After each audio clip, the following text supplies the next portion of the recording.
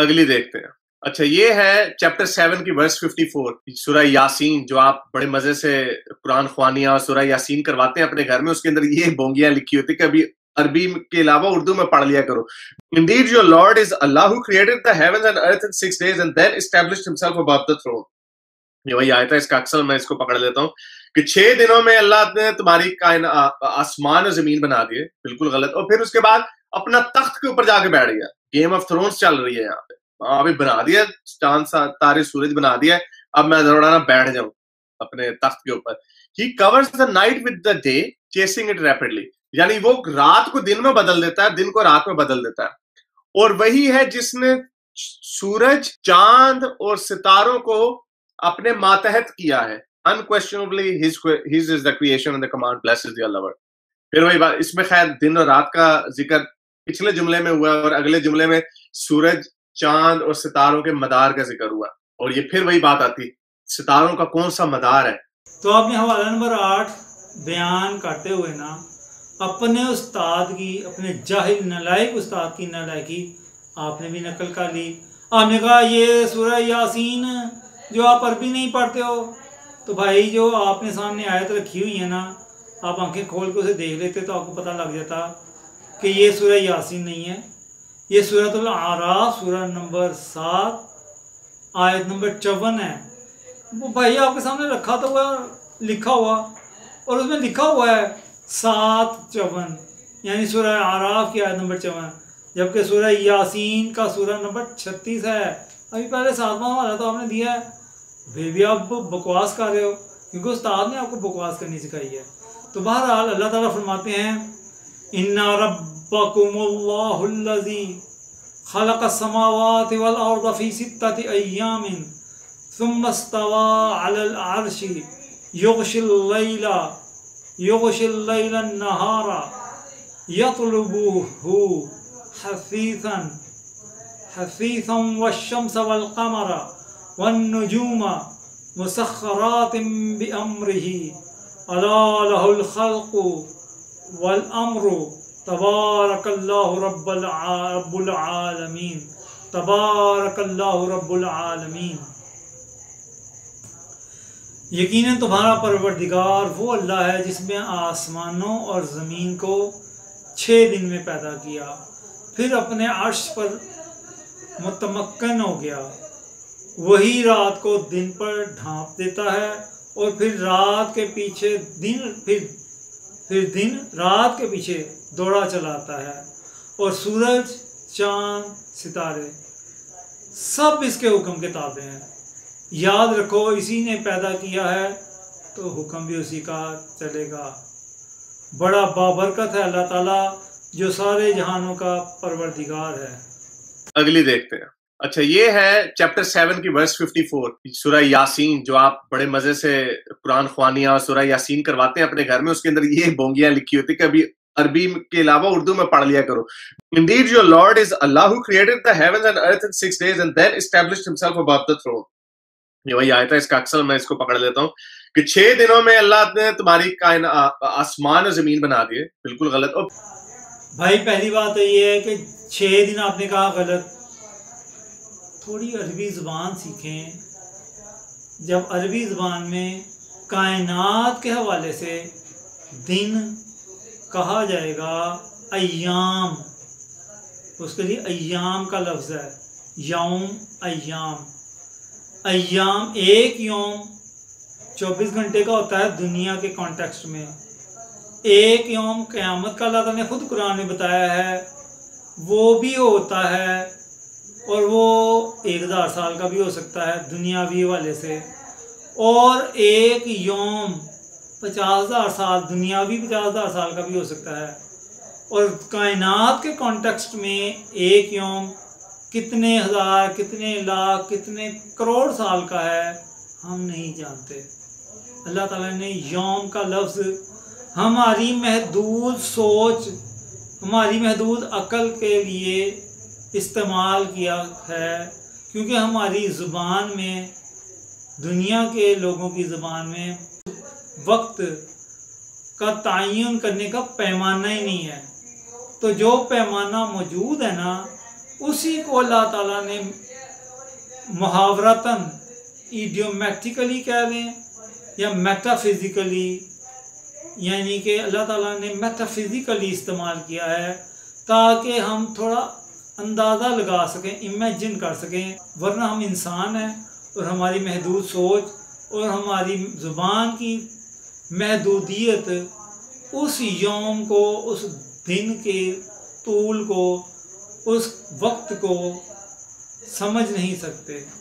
तो अल्लाह ताला ने अपने कॉन्टेक्स्ट में उसको यौम का लफ्ज़ इसलिए इस्तेमाल किया है ताकि हम कुछ थोड़ा सा अंदाज़ा लगा सकें। बहरहाल वो करोड़ों अरबों साल भी हो सकते हैं, खरबों साल भी हो सकते हैं, उसका मतलब दुनियावी टाइम नहीं है। दूसरी बात ये कि सुम्मस्तवा अलल अर्श, ये भी मेटाफिज़िकल मावराए साइंस, साइंस से मावरा बात है। साइंस या इंसानी अक्ल अपनी महदूदियत की वजह से उसका तख़य्युल भी नहीं कर सकती।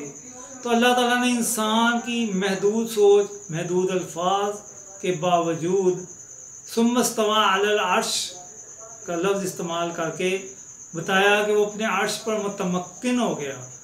तो ये कोई नहीं बता सकता, न जान सकता है इंसान, क्योंकि इंसान मखलूक है, अल्लाह खालिक है।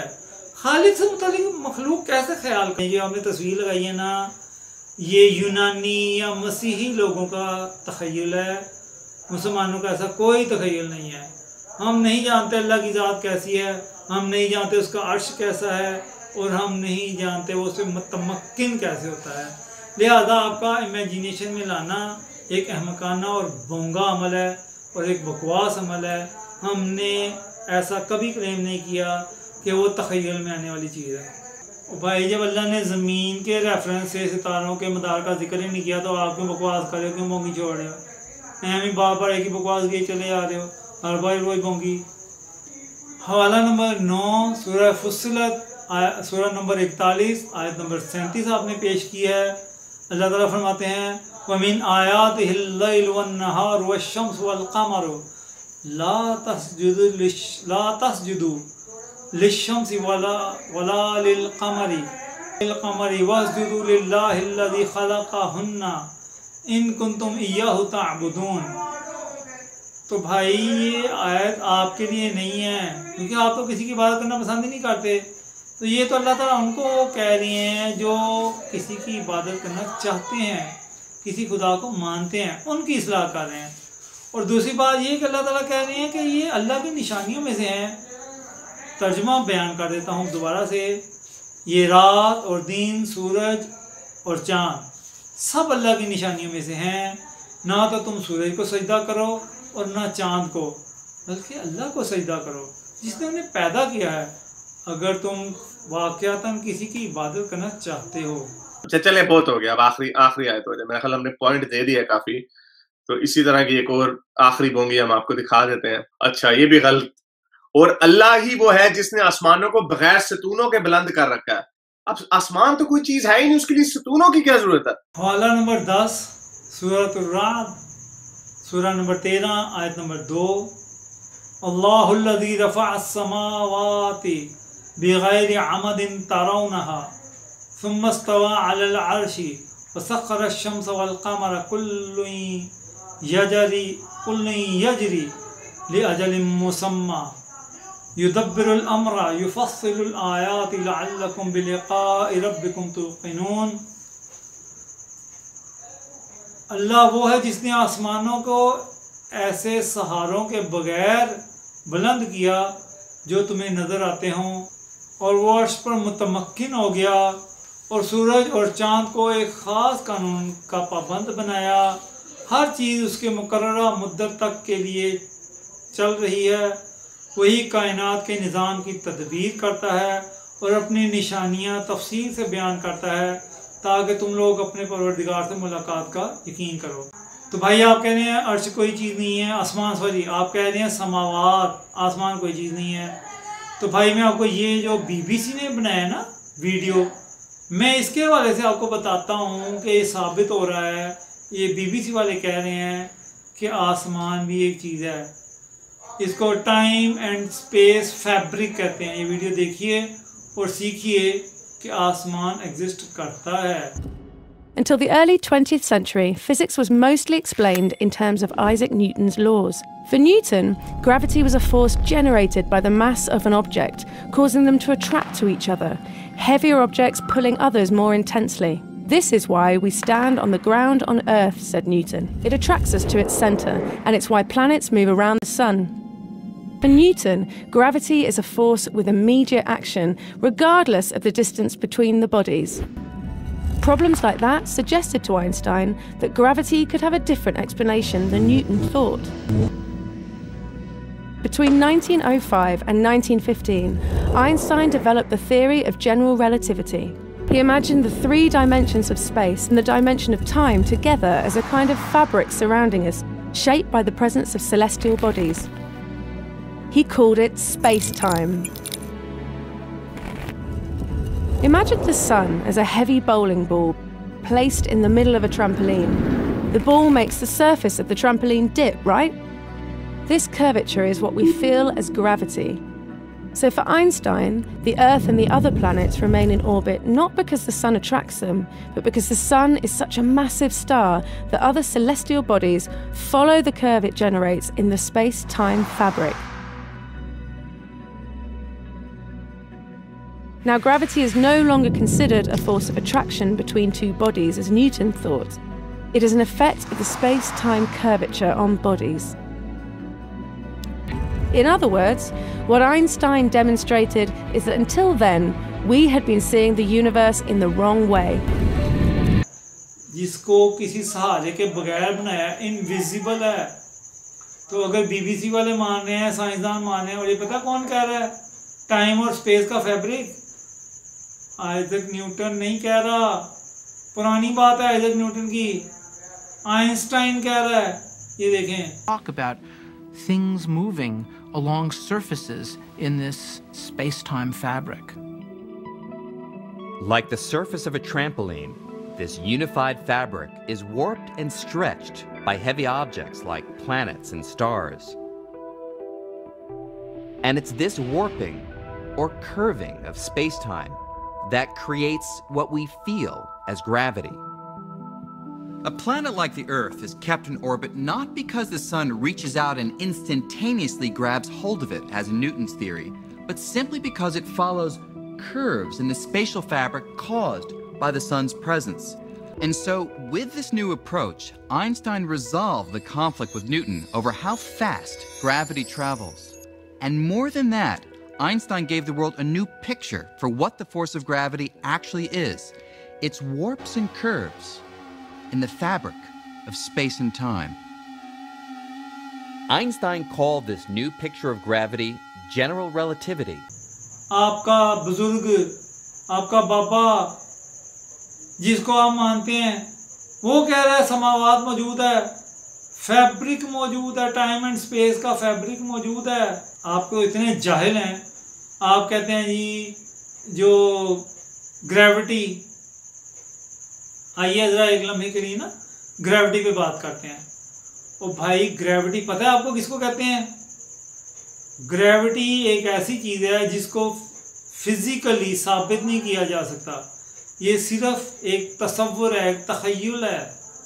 और साइंसदानों ने ग्रेविटी का जो तख़य्युल पेश किया है, चाहे वो आइजैक न्यूटन हो, चाहे वो आइंस्टाइन हो, दोनों ने वर्किंग मॉडल बयान किए हैं। उस कॉन्सेप्ट, उस तख़य्युल के मुताबिक जब हम मैथ और साइंस अप्लाई करते हैं तो बहुत से हमें फ़वाइद हासिल होते हैं, अमलन हम बहुत से काम कर पाते हैं, जैसा कि बीबीसी की रिपोर्ट भी बता रही है। लेकिन प्रैक्टिकली ग्रेविटी साबित नहीं की जा सकती, उसका वजूद साबित नहीं किया जा सकता, उसका इफ़ेक्ट साबित किया जा सकता है। जैसे ये देखिए, ये आप कहेंगे कि ये जनाब ये मैं हाथ में पकड़ूं और जब इसे इस कंघी को छोड़ूं तो ये ज़मीन की तरफ खींचती है, तो भाई आपका ये ख्याल गलत है। बीबीसी भी कह रही है और आइंस्टाइन ने भी कहा है कि ये चीज़ का खिंचाव कुछ नहीं होता। आइजैक न्यूटन कहता था कि ज़मीन हर चीज़ को जो भी कायनात में सैयारे हैं या सितारे हैं, जो भी बॉडी है वो अपनी तरफ खींचती है अपने करीब की चीज़ों को। उसको कशिश शकल कहते हैं, उसको पुलिंग फोर्स कहते हैं। जबकि आइंस्टाइन ने कहा कि ये पुलिंग फोर्स नहीं है, पुशिंग फोर्स है, धकेलने की। कायनात का जो फैब्रिक है ना, वो चीज़ों को एक दूसरे के करीब की तरफ धकेला है। तो भाई पुलिंग फोर्स एक तख़य्युल है, पुशिंग फोर्स भी एक तख़य्युल है। दोनों का अमली मुज़ाहिरा, असरात, इफ़ेक्ट देखे जा सकते हैं, साबित किए जा सकते हैं, लेकिन आज खुद इनका वजूद कि वाकई पुल किया जा रहा है आइजैक न्यूटन के मुताबिक या पुश किया जा रहा है आइंस्टाइन के मुताबिक, न पुशिंग फोर्स साबित की जा सकती है, न पुलिंग फोर्स साबित की जा सकती है। और भाई आप खुदा को क्या ढूंढेंगे, क्या सबूत देंगे? पहले उसकी तख्लीकी हुई चीज़ें नहीं आप साबित कर सकते। इतने तो बड़े नज़रियात दे रहे हैं, इतनी बड़ी बोंगियाँ छोड़े हो। तो भाई अगर आपने वाकई थोड़ी सी भी साइंस पढ़ी ना, थोड़ी सी, तो अपनी जहालत झाड़िएगा किसी अपनी अगली वीडियो में और मुझे बताइएगा कि कैसे साबित किया जा सकता है। ये मिसाल नहीं देनी है कि गिर गया तो देख लो साबित हो गया कि मौजूद है। भाई ये इफ़ेक्ट है, कॉज साबित करनी है, इफ़ेक्ट नहीं साबित। जैसे मैं रस्सी से अगर किसी चीज़ को खींचूं और मैं आपको बताऊं कि भाई ये जो चीज़ 50 फुट दूर पड़ी हुई थी और मैं इधर ही खड़े खड़े मैं इसको अपने करीब ले आया हूँ, तो इसको करीब लाने का जो मैंने ज़रिया इस्तेमाल किया वो रस्सी है। तो ये देख लो करीब आ गई है। तो आपको कि रस्सी दिखाएं तो मैं कहूँगा देखो यार करीब आ गई है, तो साबित होगा रस्सी है। तो नहीं भाई, करीब आना उसका इफ़ेक्ट है और सबूत उसका जो है ना उस फोर्स का, रस्सी वो अलग चीज़ है और करीब आ जाना उसका इफ़ेक्ट है। इसी तरह किसी चीज़ का ज़मीन की तरफ चल पड़ना, जब उसे छोड़ दिया जाए ज़मीन की तरफ चले आना, ये उसका इफ़ेक्ट है, ये कॉज नहीं है, ये वजह नहीं है। तो भाई आप कॉज साबित करें किसी लेबॉर्ट्री में, किसी साइंस के ज़रिए, किसी भी साइंस के टूल के ज़रिए कि ये पुशिंग फोर्स या पुलिंग फोर्स एग्जिस्ट करती है फिज़िकली साबित करना है, समझते हैं फिज़िकली। ये इसका भी तर्जुमा इंशाल्लाह आगे करूँगा बाद में किसी और वीडियो में। फ़िलहाल आप ज़रा गौर कीजिएगा इस पर। तो लिहाजा आप ये बोंगी जो छोड़ रहे ना कि भाई ये आसमान नहीं है, तो आसमान है। आप बड़े मेहरबानी साइंस दोबारा पढ़ें और अपनी बकवास और बोंगी को कंट्रोल करके ना या आइंस्टाइन की मान लें या किसी नए साइंसदान को पढ़ लें, तो शायद आपके इल्म में इजाफा हो जाए और आपकी नालायकी कम हो जाए। मौलवी सही कह रहे हैं, ये जो आप मॉडर्न मुसलमान है ना, ये आप गलत कह रहे हैं। उसकी वजह यही है कि आपने, जाहिर बात है, कुरान को तर्जुमे के साथ तो क्या आपने अरबी में नहीं मोस्टली पढ़ा होता, तो ये गलतियां लिखी हुई। और आपकी तो हदीसें तो सैकड़ों के करीब ऐसी हदीसें हैं। होता है एक हदीस बुखारी मुस्लिम की हदीस है, किसी ने पूछा या रसूल अल्लाह, सूरज जो है रात को किधर चला जाता है? तो अल्लाह हजूर सल्लल्लाहु अलैहि वसल्लम ने फरमाया सोच के ऊपर से मैसेज आता होगा तो उन्होंने कहा वो दिन को निकलता है, रात को फिर उधर अल्लाह की इबादत करने चला जाता है। सूरज अल्लाह की इबादत करने चला जाता है। अब मॉडर्न मुसलमान क्या करना, नहीं यार ये ऐसी झूठी हदीसें हैं, बोंगी है, ऐसी मंसूब कर दी गई है। तो बस ठीक है, आप इसी तरह मुनकर होते रहे। हदीसों के तो आप मुनकर हो जाएंगे, अब कुरान के भी मुनकर हो जाए। ये कुरान की 10 आयतें मैंने आपको दिखाई है, खुद जाके वेरीफाई कर लीजिए। तो भाई आपका 11 आयतें नहीं थी, आपने शुरू में बकवास की है। 10 आयतें थी तो 10 कंप्लीट हो गई। 11वीं आपने हदीस बयान की है।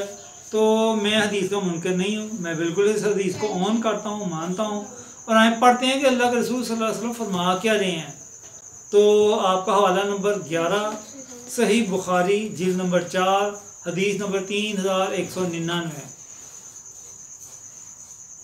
अन अबी ज़र्र रज़ियल्लाहु अन्हु क़ाल नबी सल्लल्लाहु अलैहि वसल्लम लिअबी ज़र्र हिन ग़रबत अश-शम्स तदरी।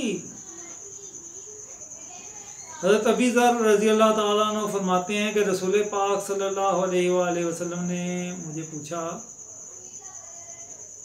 जब सूरज गुरूब होता है तो तुम्हें मालूम है कि कहाँ जाता है?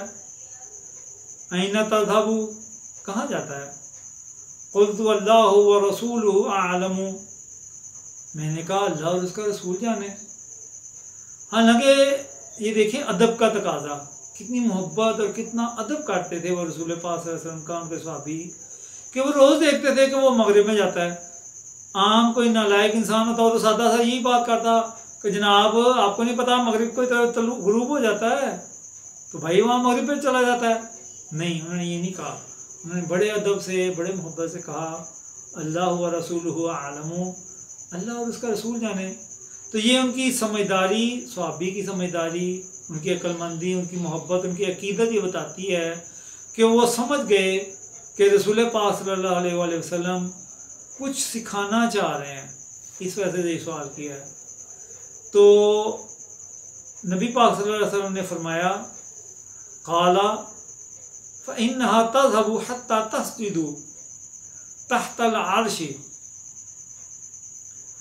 नबी पाक सल्लल्लाहु अलैहि वसल्लम ने फरमाया कि ये जाता है यहाँ तक कि वो अर्श के नीचे पहुँच जाता है और सजदा करता है। फनस्तअज़िना, तो वो फिर इजाज़त लेता है दोबारा तुलू होने की। फ़युज़िनु लहा, तो उसे इजाज़त दे दी जाती है। वयूशिकु अन तस्जुदु,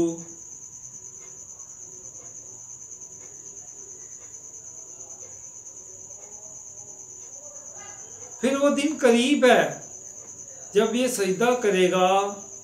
फला युक़बला मिन्हा, तो उसका सजदा कबूल नहीं होगा।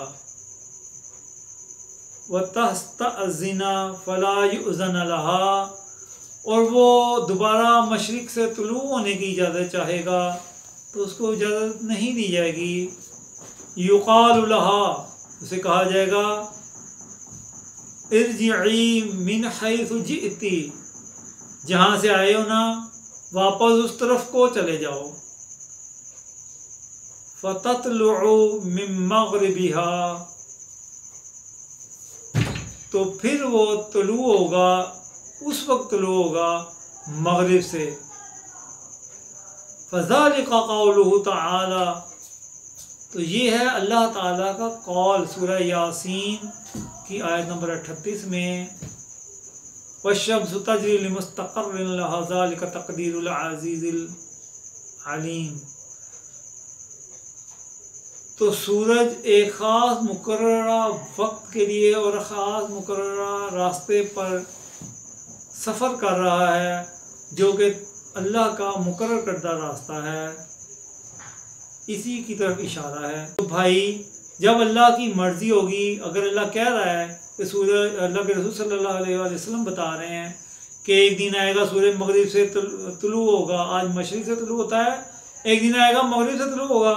तो भाई अगर अल्लाह ज़मीन को एक ख़ास रोटेशन का हुक्म देकर उस तरफ रोटेट कर सकते हैं तो दूसरी तरफ रोटेट क्यों नहीं कर सकते? अल्लाह ताला वो खालिक है, मालिक है, रोटेशन उल्टी तरफ भी घुमा सकते हैं।